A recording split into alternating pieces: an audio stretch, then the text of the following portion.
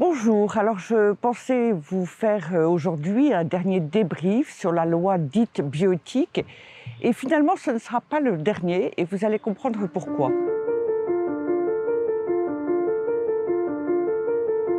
Comme vous le savez, la loi a été votée le 29 juin dernier à l'Assemblée nationale, au forceps, dans des conditions scandaleuses, néanmoins elle est passée.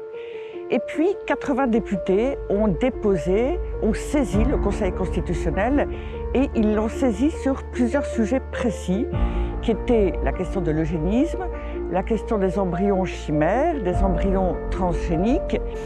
Le Conseil constitutionnel a mis un certain temps à répondre. Il a finalement déclaré que les articles en question étaient conformes à la Constitution. Il ne voit pas de contradiction avec le principe constitutionnel de précaution. Et la loi a été déclarée ensuite par les médias et par le ministre Olivier Véran comme étant validée par le Conseil constitutionnel. La réalité est différente. Le Conseil constitutionnel ne s'est pas penché sur les autres articles, donc sur la PMA sans père, son remboursement par la sécurité sociale, l'autoconservation des gamètes sans motif médical et sans remboursement. La filiation fictive n'ont pas été reconnues comme étant constitutionnelles. Cela signifie que des médecins dont la liberté de conscience ne serait pas respectée, ou encore des enfants volontairement privés de père du fait de cette loi, pourront à l'avenir saisir le Conseil constitutionnel.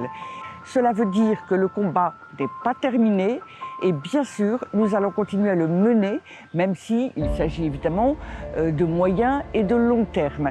L'avenir nous appartient, nous restons convaincus que la raison, tôt ou tard, nous reviendra et nous avons les outils pour cela.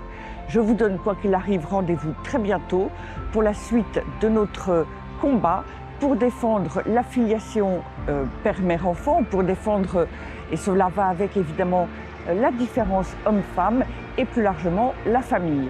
J'en profite pour vous souhaiter un très bel été. À très bientôt.